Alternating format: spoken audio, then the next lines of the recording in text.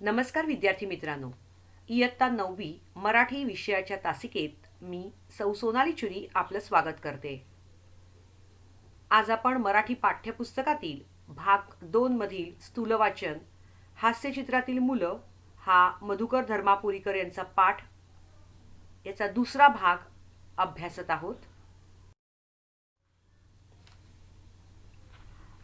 मागच्या व्हिडिओमध्ये आपण पान नंबर 33 वरचा पहिला परिच्छेद झाला होता. थोडंसं आपण मागच्या व्हिडिओबद्दल बोलूया की या पाठामध्ये लहान मुलांसाठी रेखाटलेली जी कार्टून्स किंवा हास्यचित्र असतात त्याबाबत लेखकांनी गमतीशीर आणि मार्मिक विचार मांडले आहेत आणि यासाठी त्यांनी हास्यचित्रांची विविध उदाहरणं सुद्धा या पाठात दिलेली आहेत. ती आपण टप्प्याटप्प्याने पाहत होतो. पान नंबर 33 वरचा हा परिच्छेद आहे बघा. ही चिंटूची चित्रमालिका पहा. इथेही हा फरक आपल्याला दिसतो. शिवाय पहिल्या चित्रात त्या चिंटूचा प्रश्न त्याच्या बाबांप्रमाणे आपल्यालाही स्पष्ट कळत नाही, मात्र तिसऱ्या चित्रात त्याचा अर्थ समजतो. त्या अर्थानं हे उत्तम असं व्यंगचित्र आहे, नाही का? आता आपण चित्र बघूया. एकच सरळ चित्र आहे, त्याचे 3 भाग पाडलेले आहेत. पहिलं चित्र जे आहे त्यामध्ये तो मुलगा आहे, रेलिंगला टेकून उभा आहे आणि बाजूला जे आहेत ते त्याचे बाबा आहेत. मगाशी त्यांनी सुरुवातीलाच आपल्याला सांगितलं की छोटी मुलं आणि माणसं जे सतत छोटी मुलं दाखवणं कठीण आहे का असा प्रश्न विचारला होता. तर बघा, ते छोटे कपडे घातलेला म्हणजेच शर्ट आणि हाफ पॅन्टमध्ये आहे तो मुलगा आहे आणि समोर येते त्याचे बाबा आहेत. आणि त्या मुलाच्या दिशेने वरती 2 डायलॉग बॉक्स काढलेले आहेत. त्यातला पहिलं डायलॉग जे आहे त्याची शेपूट जी आहे ती त्या मुलाच्या दिशेने आणि दुसऱ्या डायलॉग बॉक्समध्ये जी शेपूट आहे शेवटचं टोक ते बाबांच्या दिशेने आहे. आणि आता आपण ते डायलॉग वाचूयात. पप्पा, नदीचं पाणी कुठं जातं हो, असा प्रश्न मुलगा विचारतोय, म्हणजे खालती नदी वाहते आणि वडील त्याचे उत्तर देत आहेत, ही नदी मोठ्या नदीला मिळते, मोठी नदी समुद्राला मिळते. मुलाने बाबांना प्रश्न विचारले, बाबांनी समर्पक उत्तर असं दिले की ती नदी जी आहे ती समुद्राला मिळते. आता मध्ये जे आहेत बाबांचा चेहरा बघा कसा दाखवलाय आणि प्रश्न विचारलेला आहे त्या डायलॉग बॉक्समध्ये, का रे? त्या वडिलांना प्रश्न पडलाय. आणि तिसरं चित्र बघा, त्यामध्येच मुलगा, त्याचा चेहरा बघा, त्याचे डोळे, त्याचे आयब्रोज आणि त्याचं तोंड बघा वाचलेलं दिसतंय. आणि वडील, त्यांचे डोळे, त्यांची लिप मुवमेंट जी आहे, तोंड दाखवलेलं आहे, त्याच्या रेषा बघा. आणि मुलगा, डायलॉग बॉक्स जे ते मुलाच्या दिशेने आहे, रोख मुलाच्या दिशेने, म्हणजे हा मुलगा म्हणतोय, तुमच्या स्कूटरची किल्ली नदीत पडली म्हणून विचारतोय. बरोबर? म्हणजे हे खूप चांगलं व्यंगचित्र आहे की मुलाने विचारलं पाणी कुठे जातोय, वडिलांनी त्यांना सांगितलं, मग वडिलांना प्रश्न पडला की हे असं का विचारतोय, मग मुलगा म्हणतोय की तुमच्या स्कूटरची किल्ली नदीत पडली आणि म्हणून विचारतोय.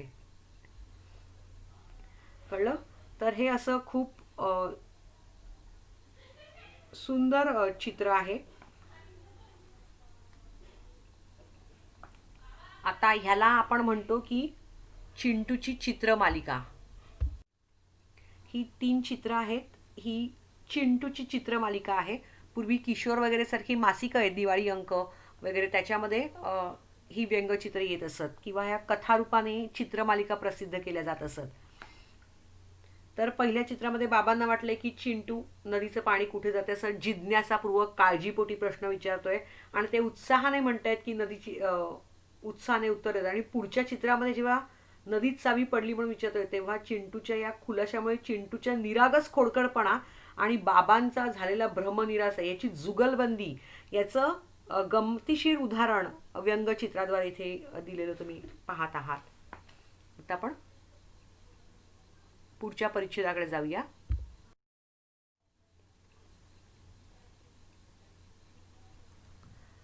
आता आणखी एक गंमत पाहू.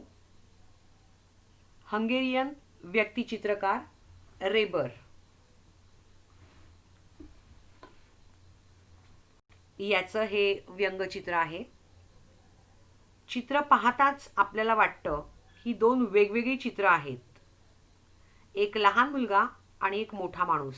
पण भिंतीवर लावलेले तेच चित्र आणि दोघांच्या केसाची ठेवण पाहिल्यावर लक्षात येतं, ठेवण म्हणजे केसांची रचना, स्टाईल पाहिल्यानंतर लक्षात येतं की हा लहानपणी मोठे व्हायोलिन वाजवतो आहे आणि आता मोठा झाल्यावर लहान व्हायोलिन वाजवतो आहे.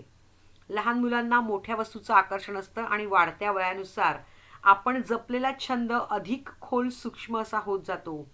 बाह्य आकाराचं आकर्षण कमी होत असतं, असं या व्यंगचित्रकाराला सांगायचं आहे. तर याचा अर्थ की हा जो हंगेरियन चित्र बघा, पहिल्या चित्राचं बोलूया आणि मग आपण एक्सप्लेनेशन करूया. समोरच्या चित्रामध्ये डाव्या बाजूला जो मुलगा आहे तो खूप छोटा आहे वयाने आणि तो स्टूलवर उभा आहे. लहान मुलांना नेहमीच मोठ्याचं आकर्षण असतं. बघा, तुमच्या घरामध्ये भाऊ बहीण असेल तर काही खाऊ आणलं असेल तर छोट्या भावासमोर मांडल्यानंतर तो काय बघतो, कुठलीही काप पटकन उचलत नाही तो, बरोबर, कुठलाही पदार्थ पटकन उचलत नाही. तो दोन्ही पदार्थ निहाळून बघतो, निरखून बघतो आणि जो मोठा दिसतो ना त्या डोळ्यांना तोच तो उचलून घेत असतो. हे आपल्या सगळ्यांच्या घरचं उदाहरण आहे. इवन आपण सुद्धा तेच करत असतो. एखादा मिठाईचा आवडता वगैरे पदार्थ असेल तर मोठा कुठला तो बघूनच आपण उचलत असतो. तर तसंच हा लहान मुलगा आहे. लहान मुला नेहमीच मोठ्याचं आकर्षण असतं. ते जे व्हायोलिन आहे, हे व्हायोलिन खूप मोठं आहे. मुलगा छोटा आहे. पुन्हा मुलगा इकडे छोट्या हाफ पॅन्टमध्ये दाखवलेला आहे आणि इतका छोटा मुलगा असतानाचा हात पोचत नाहीये, पण तो मुलगा टेबलावर चढून ते व्हायोलिन वाजवण्याचा प्रयत्न करतोय. आणि उजव्या बाजूचे चित्र तुम्ही इथे बघा. ती व्यक्ती मोठी झालेली आहे. आता ही व्यक्ती मोठी कशी आणि तोच मुलगा मोठा कसा झालाय, तर केसांचं जे केस आहेत हे त्या व्यंगचित्रकाराने सेम ठेवण्याचा प्रयत्न केलेला आहे. आणि जेव्हा हा मुलगा मोठा झालेला आहे तेव्हा नेहमीच बघा, आपण कम्प्युटरपेक्षा लॅपटॉप वगैरे किंवा मोबाईल छोटे पण ज्याच्यामध्ये भरपूर सारी माहिती साठवू शकतो, तर अशाच गोष्टी आपण शक्यतो घेत असतो. तर हा जो मोठा झालेला मुलगा आहे हा लहान असताना मोठं व्हायोलिन वाजवायचा आणि छोटा असताना मोठं व्हायोलिन वाजवायचा आणि मोठा झाल्यानंतर छोट्या वस्तूंचं जास्त आकर्षण असतं आणि त्यानुसार तो छोटं व्हायोलिन वाजवत आहे, असं याच्यामध्ये दिलेलं आहे. हे चित्र आहे हंगेरियन व्यंगचित्रकार रेबर यांचं आहे.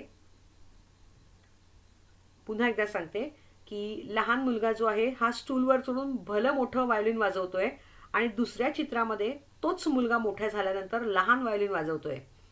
आता यातनं तुम्ही काय समजलात, तर लहान मुलांना मोठ्या वस्तूचं आकर्षण असतं आणि वाढत्या वयाबरोबर जपलेला छंद जो असतो हा अधिक खोल आणि सूक्ष्म होत जातो आणि जे बाह्य आकार आहे, बाह्य आकाराचं आकर्षण आपल्याला कमी होतं. म्हणजे ती वस्तू मोठी आहे किंवा काय हे आपण बघत नाही, तर त्याची क्वालिटी, क्वांटिटी हे सगळं आपण चोखंदळ नागरिकाप्रमाणे आपण पाहत असतो. म्हणजेच बाह्य आकाराचं तो मोठा आहे म्हणून तो मी मोठाच घेतला पाहिजे, तर हे बाह्य आकाराचं आकर्षण इथे कमी झालेल्या या चित्रामध्ये तुम्ही बघत आहात. म्हणजे हा विचार या हंगेरियन व्यंगचित्रकार रेबर यांनी अतिशय खुबीने सांगितलेला आहे. इथे शब्दांची गरज नाही आहे, त्या रेषांवरून आपण फक्त त्या रेषा आपल्याशी बोलायचं, ते चित्र आपल्याशी बोलायला येतं. तर हेच आहे व्यंगचित्र. ठीक, आता आपण पुढे जाऊया.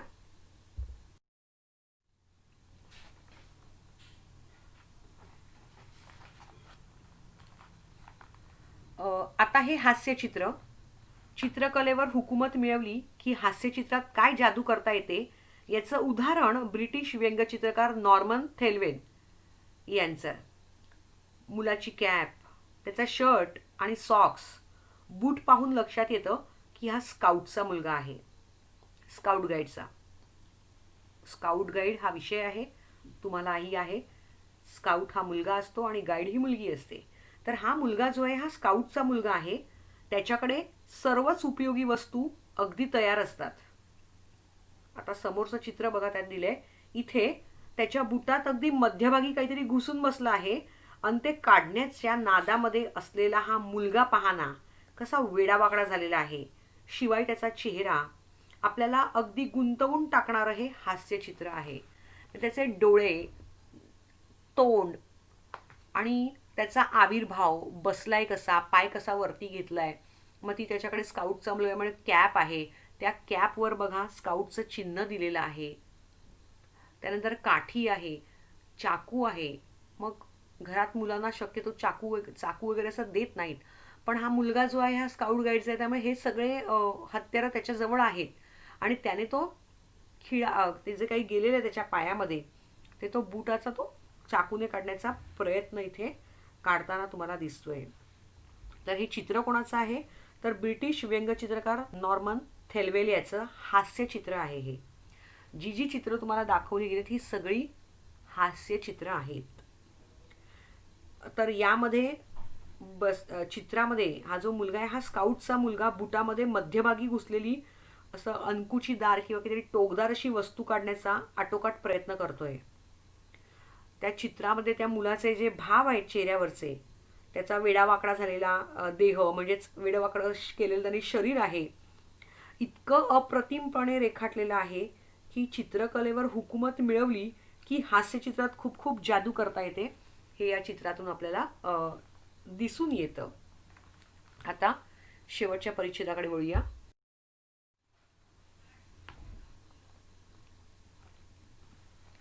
आता आपल्या लक्षात आलं असेल की लहान मुलाचं चित्र काढताना त्या चित्राचा किंवा त्या मुलाचा लहान आकाराचं महत्व नसतो, म्हणजे लहान आकारच महत्वाचा नसतो, तर शरीराच्या प्रत्येक अवयवाचा आकार त्या प्रमाणात लहान असणं गरजेचं असतं. म्हणजेच काय, तर हातापायांची बोटं ती लहान काढली की आपोआप नखं लहान होतात. नाकाचा ओठाचा आकार काढल्यावर कळतं की लहान मुलांच्या भुवया तशाच लहान, भुवया म्हणजे आयब्रो, लहान किंवा एका रेषेच्या असतात. आणि लहान मुलांना दाढी मिशा नसतात, हे तुम्हाला सांगायची काही गरज नाहीये. यापुढे व्यंगचित्र, हास्यचित्र पाहताना आणि काढताना अशा बारीक सारीक गोष्टींची नोंद तुम्ही सुद्धा घेऊ शकाल. तर याचा अर्थ असा की अशा प्रकारे लहान मुलांची चित्र तुम्ही जेव्हा काढता किंवा पाहता, त्यावेळेला त्यातल्या मुख्य गोष्टी किंवा महत्त्वाच्या गोष्टी अशा की लहान मुलाचा केवळ लहान आकार महत्त्वाचा नसतो. म्हणजे एखादा छोटा मुलगा दाखवायचा असेल तर त्याचा आकार छोटा दाखवणंही महत्त्वाचं नसतं, तर त्या मुलाच्या प्रत्येक शरीराचा प्रत्येक अवयवाचा आकार जो आहे, जे जे बॉडी पार्ट तुम्ही दाखवणार ते सगळेच्या सगळे त्यांचं प्रमाण हे कसं असं लहान असणं आवश्यक आहे. त्यानंतर त्यांच्या हातापायची पोटं आपण जेव्हा दाखवतो तेव्हा ती सुद्धा लहान काढली की नखांचा आकार जो आहे बोटाच्या, ही सुद्धा कसा लहान होतो. त्यानंतर नाकाचा ओठांचा आकार जो असतो हा जेव्हा काढतो तुम्ही किंवा व्यंगचित्रकार काढतात, त्यावेळेला त्याच्या भुवया लहान एका रेषेमध्ये असतात, छोट्या असतात. त्यानंतर लहान मुलांना दाढी मिशीत नसते. त्यामुळे व्यंगचित्र जेव्हा तुम्ही बघता किंवा काढता तेव्हा अशा छोट्या छोट्या बारीक सारीक गोष्टींची महती किंवा नोंद घेणं गरजेचं असतं. मला वाटतं अजून एक सांगायचं आहे की नॉर्मन थेलवेल जो आहे हा ब्रिटिश व्यंगचित्रकार आहे, मी तुम्हाला सांगितलं, पण त्याची ख्याती अशी की घोड्यांची चित्र काढण्यासाठी ते प्रसिद्ध आहेत. अशी त्यांच्याबद्दलची थोडी एक्स्ट्रा माहिती आहे. तर इथे आपला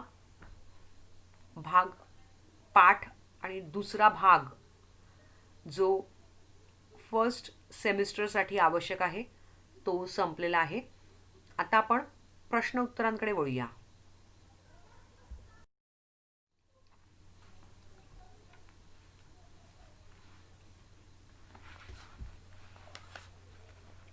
मला वाटतं वर्कबुक तुमच्या जवळच असेल. चला तर मग प्रश्न पहिला सांगितलेला आहे, खालील कृती सोडवा. त्यातला पहिला प्रश्न आहे, व्यंगचित्र हे व्यक्तीचे गुणदोष मांडण्याचे प्रभावी अस्त्र आहे. हा विचार सोदाहरण स्पष्ट करा. तर त्याचं उत्तर मॉडेल आन्सर असं अपेक्षित आहे, व्यंगचित्राचा केवळ हास्य हा हेतू नाहीये. म्हणजे केवळ हसणं हेच व्यंगचित्राचा उद्देश नाहीये. तर व्यंगचित्रामध्ये एखादा विचार गमतीशीर पद्धतीने मांडलेला असतो. माणसाचं वर्तन जे असतं हे विसंगत असतं, विरोधाभास असतो आणि त्यावर बोट ठेवण्याचा नेमकेपणा हा व्यंगचित्रामध्ये असतो. व्यंगचित्र हे प्रभावीपणे व्यक्तीचे गुणदोष या व्यंगचित्रामध्ये मांडले जातात. जसं आपण उदाहरणार्थ सांगू शकतो की या पाठामध्ये हंगेरियन व्यंगचित्रकार रेबर ह्यांचं व्यंगचित्र इथे मला सांगावंसं वाटतं. कारण बघा, इथे पहिल्या चित्रामध्ये लहान मुलगा स्टूलवर चढून भलं मोठं व्हायोलिन वाजवत आहे आणि दुसऱ्या चित्रामध्ये तोच मुलगा मोठेपणी लहान व्हायोलिन वाजवत आहे. तर या चित्रामधून लहान मुलांना मोठ्या वस्तूचं आकर्षण असतं. ते बाहेरच्या आकाराला, बाह्य आकाराला भुलतात, हे त्यामध्ये सांगितलेलं आहे. त्यानंतर वय वाढल्यानंतर आपल्या वृत्तीमध्ये, मानसिकतेमध्ये प्रगल्भता येते. विचार करण्याची क्षमता आपली वाढत असते आणि जे बाह्य आकर्षण आहे आपल्याला, ते बाह्य आकर्षण आपलं संपलेलं असतं आणि छंद अधिक खोल आणि सूक्ष्म होत जातो. या गोष्टींचं मर्म इथे सांगितलेलं आहे. म्हणजेच व्यंगचित्र हे व्यक्तीचे गुण आणि दोष मांडण्याचे प्रभावी अस्त्र आहे, हे सिद्ध होतंय. ठीक आहे, मला वाटतं उत्तर तुम्हाला समजलं असेल. आता आपण पुढच्या प्रश्नाकडे वळूया. प्रश्न दुसरा, व्यंगचित्र रेखाटणे ही कला आत्मसात करण्यासाठी कोणत्या गुणांची आवश्यकता असते या संबंधी तुमचे विचार लिहा. आता माझे विचार आणि तुमचे विचार ह्याच्यामध्ये भेद असू शकतो, असलाच पाहिजे. अर्थात माझी विचार करण्याची पद्धत वेगळी आहे, तुमची वेगळी आहे आणि त्यानुसार तुमचं उत्तर इकडे अपेक्षित आहे. तर मला असं वाटतं की व्यंगचित्र रेखाटणं ही सामान्य गोष्ट नाही आहे, बरोबर. ती एक अद्वितीय कला आहे, ती आत्मसात करून घ्यावी लागते. व्यंगचित्र काढण्यासाठी माणसाचं मन निर्मळ असणं गरजेचं असतं, म्हणजे तुमच्या रेषा सुद्धा निर्मळच येतात. व्यंगचित्रकाराला जीवनातली विसंगती म्हणजेच विरोधाभास नेमकेपणाने टिपता आला पाहिजे. तसंच विषयावर अपार करुणा, निस्सीम भक्ती असली पाहिजे.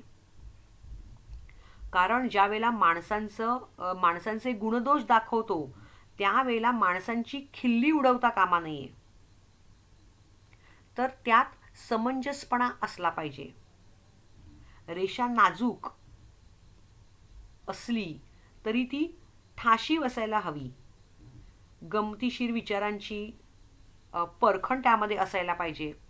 त्यानंतर जीवन आपलं समृद्ध करणारं भाष्य व्यंगचित्रकाराला रेषामधून यशस्वीपणे मांडता आलं पाहिजे. चित्र रेखीव आणि अनेक अर्थाचं सूचन करणारं असलं पाहिजे. जसं आपण आता सगळीच व्यंगचित्र बघतोय तेव्हा त्यामध्ये तो मुलगा आहे, त्याच्यामध्ये काहीतरी सूचक, काहीतरी सूचना दिलेली आहे की तो स्काउटचा विद्यार्थी आहे आणि या बुटामध्ये काहीतरी तीक्ष्ण असं गेलेलं आहे की तो काढतोय तो. मग हे आपल्याला समजतं. मी तो कोणाची मदत न घेता स्वतः छोटा मुलगा असताना सुद्धा तो वेडवाकडं बसून हे सगळं करण्याचा प्रयत्न करतोय. त्यानंतर मोठा व्हायोलिन घेतलेला छोटा मुलगा आणि मोठा झालेला मुलगा छोटं व्हायोलिन वापरतो. तर ह्यामध्ये सुद्धा विसंगती दिलेली आहे. त्यानंतर चिंटूचं उदाहरण तुम्ही घेऊ शकता की चिंटू बघा कसा पाण्याबद्दल विचारतोय की नदीचं पाणी कुठं जातं, तेव्हा बाबा त्याला अधिक माहिती देण्यासाठी म्हणतायत की नदीला मिळतं, पाणी नदीला, मोठ्या नदीला मिळतं आणि नदी कुठे मिळते तर समुद्राला मिळते. आणि मग बाबा का रे विचारतात तेव्हा चिंटू म्हणतोय की तुमच्या स्कूटरची किल्ली त्या नदीमध्ये पडलेली आहे आणि म्हणूनच मी हे सगळं विचारतोय. म्हणजे ही सगळी विसंगती आहे आणि ती हास्यातनं तुम्हाला दाखवलेली आहे. त्यानंतर केस कापणारा जो माणूस दाखवलेला आहे, गावाचं हे चित्र साधारण गावात असतं, तर तो माणूस त्याच्या बसण्याची स्टाईल आणि त्या मुलाचे केस त्या डोकं हातात धरण्याची जी पद्धत आहे ती हास्यात्मक आहे. त्यानंतर ती छोटी मुलं तुम्ही बघितली असतील, दोन छोटी बाळं होती. मला वाटतं दुसरं चित्र होतं ते, की तो छोटा मुलगा उघडा आहे आणि काय म्हणतो, अख्खा भारत जरी बंद असला तरी मी बंद कधीच नसतो, मी उघडाच असतो, कारण तो छोटा बाळ आहे. त्यानंतर मुलाला फूल मिळत नाहीये, देवाला वाहण्यासाठी फूल मिळत नाहीये आणि म्हणून तो काय करतोय, की माझ्याच बागेत फूल मिळालं नाही म्हणून हे फूल तुला मी अर्पण करतोय. म्हणजे ही छोट्या छोट्या गोष्टीतनं त्यांचं जे निरागसपण आहे आणि हे निरागसपण त्या चित्राद्वारे त्याच्या रेखीवपणाने त्या अर्थाचं सूचन करतायत. म्हणजे लहान मुलाचं मन किती निरागस असतं हे त्यातनं दिसून येतो. ठीक आहे, आता आपण पुढच्या प्रश्नाकडे वळूया. तिसरा प्रश्न आहे, लहान मुलांची हास्यचित्रे काढणे अवघड आहे, याबाबत तुमचे मत स्पष्ट करा.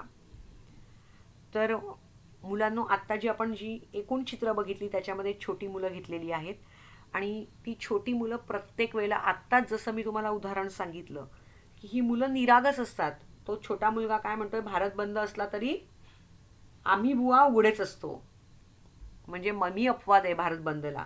त्यानंतर छोटा मुलगा जेव्हा फूल अर्पण करतोय देवाला, तर ह्यातनं निरागसपणा त्याची दिसतंय. बरोबर, त्याच्या सवयी, त्याच्या आवडीनिवडी यांचं बारकाईने निरीक्षण करणं हे चित्रकाराला गरजेचं आहे.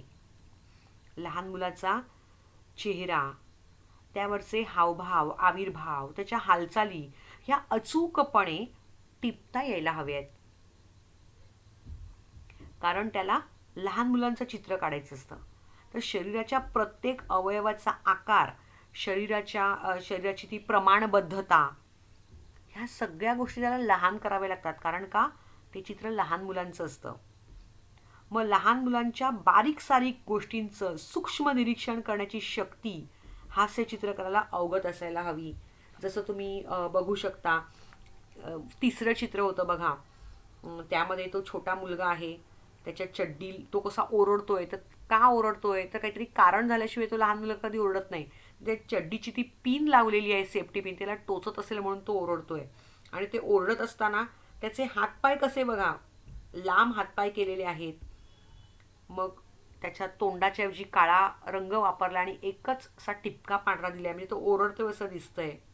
त्याचे डोळे बघा कसे एकेका लाईनीने, एकेका रेषेने असे ड्रॉ केलेले आहेत, पण एका छोट्या रेषेने सुद्धा किती कमाल साधली आहे त्या चित्रात. किंवा त्याच्या अगोदरचं चित्र बघा, ज्याच्यामध्ये पिगी बँक फोडत असणारा तो मुलगा आहे आणि तो मुलगा, त्याची नजर बघा कशी, फक्त वक्र रेषा वापरून त्याचे डोळे दाखवलेले आहेत, जेणेकरून कोणी मला बघत तर नाही ना, हा आविर्भाव त्याच्या चेहऱ्यावर आहे. म्हणजेच काय तर सूक्ष्म, अतिशय छोट्यातल्या छोट्या, किंवा त्या वरच्या सगळ्यात पहिल्या चित्रातली मुलगी बघा, ती मुलगी छोटी आहे, मोठी बाटली तिला घेणं जमणार नाही आणि म्हणून ती झाडाची काळजी, ते झाड मोठं नाहीये तर छोटंसं रोपटं आहे, तर ती मुलगी त्या छोट्याशा रोपट्याचं संवर्धन किंवा जतन करते. म्हणजे लहान मुलांच्या मनावर केला गेलेला संस्कार आहे की झाडाला पाणी घातलं पाहिजे, त्याला वाढवलं पाहिजे, हा संदेश त्यातनं येतोय. आणि ती म्हणून मुलगी पाणी फुकट जाऊ नये हाही विचार त्याच्यामागे आहे, आणि म्हणून ती मुलगी दुधाच्या बाटलीने ड्रॉप ड्रॉप किंवा हळूहळू थोड्या प्रमाणावर पाणी घालून झाडाची निगा राखते. तर ही अशा प्रकारची सूक्ष्म निरीक्षण करण्याची शक्ती हास्य चित्रकाराला असणं गरजेचं आहे. लहान मुलांचं मानसशास्त्र पूर्णपणे समजणं ही चित्रकाराची पहिली अट आहे. आणि या सर्व कारणामुळे लहान मुलांची हास्यचित्र काढणं अवघड असतं असं मला वाटतंय. आता आपण पुढच्या प्रश्नाकडे जाऊया. प्रश्न दुसरा आहे हा, खालील फरक लिहा, व्यंगचित्र व हास्यचित्र. मग व्यंगचित्र आणि हास्यचित्र या दोघांमधला फरक तुम्हाला इथे साधायचा आहे. तर तुम्ही असं करू शकता, पहिल्यांदा व्यंगचित्र करा आणि त्यातला व्यंगचित्र काय ते द्या, आणि मग त्याची इन्फॉर्मेशन, माहिती सगळी झाली की मग हास्यचित्र लिहा आणि त्याच्याबद्दल लिहा. आणि मग हा दोघांतला जी माहिती लिहिणार आहेत त्या दोघांमधला फरक तिथे दिसला पाहिजे. कळलं? तर आता मला वाटतं व्यंगचित्राबद्दल मी असं सांगू शकते की हास्यचित्राचा पुढचा टप्पा म्हणजे व्यंगचित्र. पहिल्यांदा डेफिनेशन देऊन टाका, व्याख्या देऊन टाका. त्यानंतर हास्यचित्राप्रमाणे व्यंगचित्र सुद्धा आपल्याला हसवतं, पण केवळ हसवणं इतकाच त्याचा हेतू नसतो. तर व्यंगचित्र पाहिल्यावर आपल्याला आपल्याला हसू येतं आणि ते आपल्याला त्याशिवाय काहीतरी सांगू पाहत असतं, काहीतरी मेसेज देत असतं, काहीतरी सांगत असतं. आपण जर त्या चित्रापाशी थोडं थांबून राहिलो तर त्या चित्रामध्ये मांडलेला एखादा गमतीशीर विचार आपल्याला सहज लक्षात येतो. हे व्यंगचित्राबाबत देऊ शकता. तर हास्यचित्राबद्दल तुम्ही लिहू शकता की सफाईदार रेघांनी काढलेलं गमतीदार चित्र म्हणजे हास्यचित्र होय. ही त्याची पहिली व्याख्या तुम्ही द्या. आणि त्यानंतरल्या की हास्यचित्राचं खास वैशिष्ट्य म्हणजे ते पाहिलं की आपल्याला छान हसू येतं आणि या गमतीदार चित्रामध्ये एक जोक, एक विनोद मांडलेला असतो. बरोबर? तर त्या चित्रामधला एखादा माणूस दुसऱ्या माणसाशी काहीतरी बोलत असतो. ते वाचलं की आपल्याला हसू येतं. त्यातून खास असा विचार मांडलेला दिसून येत नाही. जसा व्यंगचित्रामध्ये खास विचार मांडलेला असतो, तर हास्यचित्रामध्ये तसं नसतं. तर हा फरक तुम्ही इथे देणं गरजेचं आहे किंवा अपेक्षित आहे. आता आपण पुढच्या प्रश्नाकडे वळूया. प्रश्न तिसरा आहे वैशिष्ट्य लिहा व्यंगचित्र. आता वैशिष्ट्य तुम्हाला व्यंगचित्राचं द्यायचं आहे तर ते स्टेप वाईज, पॉईंट वाईज देणं गरजेचं आहे. मग 1, 2, 3, 4 क्रमांक घालून व्यंगचित्राचं वैशिष्ट्य तुम्ही द्या. 2 मार्कांचा प्रश्न आहे. स्थूल वाचनचा प्रश्न जो आहे हा 3-3 मार्कांचा प्रश्न केलेला आहे. 6 मार्क दिलेले आहेत बोर्डाने. तर त्या योगे आपल्याला किमान 3 किंवा 3च्या पटीत असे पॉईंट्स देणं गरजेचं आहे. जसं पहिला पॉईंट आहे की हास्यचित्राचा पुढला टप्पा म्हणजे व्यंगचित्र होय. इथे व्यंगचित्र म्हणजे काय त्याचं डेफिनेशन दिलं. आता दुसरा मुद्दा मी देऊ इच्छिते की व्यंगचित्र आपल्याला हसवतात, पण केवळ हसवणं एवढाच त्याचा हेतू नसतो. हा दुसरा मुद्दा तुम्ही द्या. मग तिसऱ्या मुद्द्याकडे येऊ शकता की व्यंगचित्र पाहिल्यावर आपल्याला हसू येतं आणि आपल्याला त्या व्यतिरिक्त काहीतरी ते सांगू पाहत असतं. हे त्याचं वैशिष्ट्य आहे व्यंगचित्राचं. आणि चौथा मुद्दा जो आहे की आपण जर अशा व्यक्तिचित्रापाशी थोडं थांबून राहिलो तर त्यामध्ये मांडलेला गमतीदार विचार आपल्या निश्चितच लक्षात येतो. ही 4 व्यंगचित्राची वैशिष्ट्य मला इथे द्यावीशी वाटतायत. आता आपण शेवटच्या प्रश्नाकडे वळूया. तो आहे प्रश्न चौथा. प्रस्तुत पाठातील व्यंगचित्रांपैकी तुम्हाला आवडलेल्या कोणत्याही एका व्यंगचित्राचे तुम्ही केलेले निरीक्षण बारकाव्यांसह स्वतःच्या शब्दात लिहा.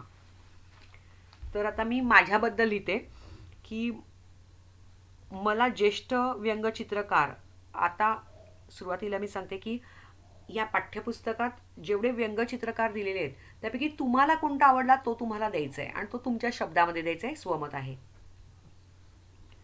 तर माझी आवड मी इथे सांगते. मला ज्येष्ठ व्यंगचित्रकार श्री द. फडणीस यांनी काढलेलं लहान मुलीचं व्यंगचित्र खूपच आवडलं किंवा भावलं. श्री द. फडणीसांच्या रेषा भूमितीय असून खूप आकर्षक आणि ठळक अशा आहेत.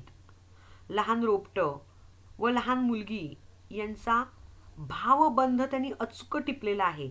म्हणजे रोपटंही लहान आहे आणि मुलगीही लहान आहे. त्यानंतर रोपट्याला दुधाच्या बाटलीतून पाणी देताना तिच्या चेहऱ्यावर उमटलेला जो निरागस भाव आहे, तो निरागस भाव मला खूप आवडलेला आहे. तो अप्रतिम त्यांनी दर्शवलेला आहे त्या चित्रामध्ये. आणि ती बाटली जर तुम्ही बघितली तर ती छोटी बाटली नाहीये, तर थोडी तिचा आकार मोठा आहे. म्हणजेच भली मोठी दुधाची बाटली तिने सावरलेली आहे. बघा, दोन्ही हाताने ती बाटली पकडलेली आहे, म्हणजे सावरलेली आहे.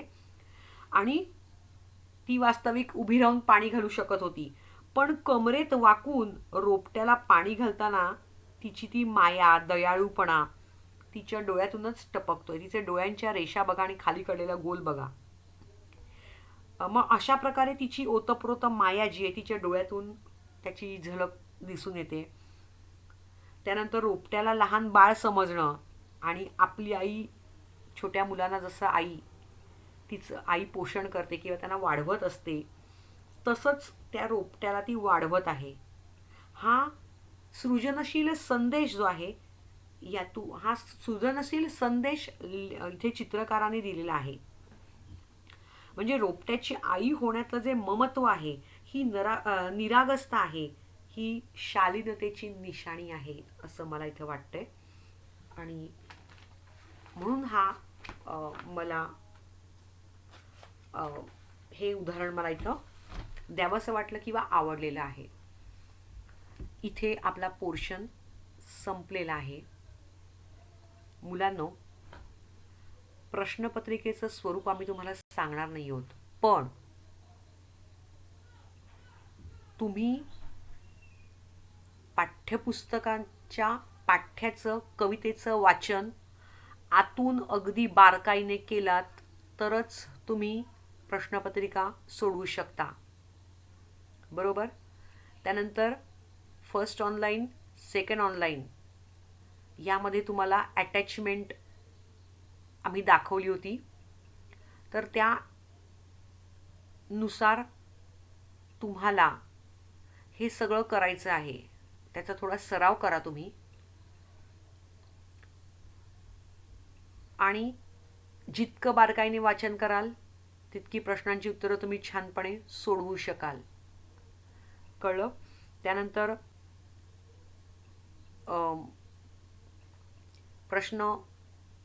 शेवटचा प्रश्न जो असतो हा निबंधाचा वगैरे असतो. तर जे रिटन स्किल, लेखन कौशल्य तुमची घेतलेली आहेत त्याचा सराव करायचा आहे. बरोबर. आणि अजून एक रिक्वेस्ट आहे, एकच अटॅचमेंट असेल तुम्हाला, तर जी अटॅचमेंट किंवा जो मोठा प्रश्न तुम्हाला दिलेला असेल, तुमच्याकडे उपलब्ध असलेला, विकत आणायचा नाही आहे, उपलब्ध असलेला मोठ्यात मोठा फुलस्केप जो असेल तो फुलस्केप जवळ ठेवायचा आणि त्याच्यावरच उत्तरं लिहायची आहेत फर्स्ट सेमिस्टरची. याचं कारण असं की तुम्ही जेव्हा सबमिशन करता त्यावेळेला तो फोटो क्लिक होत नाही, कारण 2-3 पानं असतात. मग एवढी 2-3 पानं एका वेळेला येत नाही, इतके सारे विद्यार्थी असतात. तर त्या अनुषंगाने तुम्हाला त्रास होऊ नको दे म्हणून सांगते की एका मोठ्या फुलस्केपवरच सगळं अटॅचमेंट जर पाठवलं, एकाच फोटो काढून किंवा ती एकच अटॅचमेंट पाठवली, तर ते तुम्हालाही बरं पडेल आणि आम्हालाही बरं पडेल. ठीक आहे. आजचा व्हिडिओ मी इथेच संपवते. आपला पोर्शन इथे संपलेला आहे. जेवढं शिकवलेलं आहे तेवढं सगळंच्या सगळं तुम्हाला परीक्षेला येणार आहे आणि त्या दृष्टीने तुम्ही तयारी करणार आहात. चला तर मग. थँक्यू.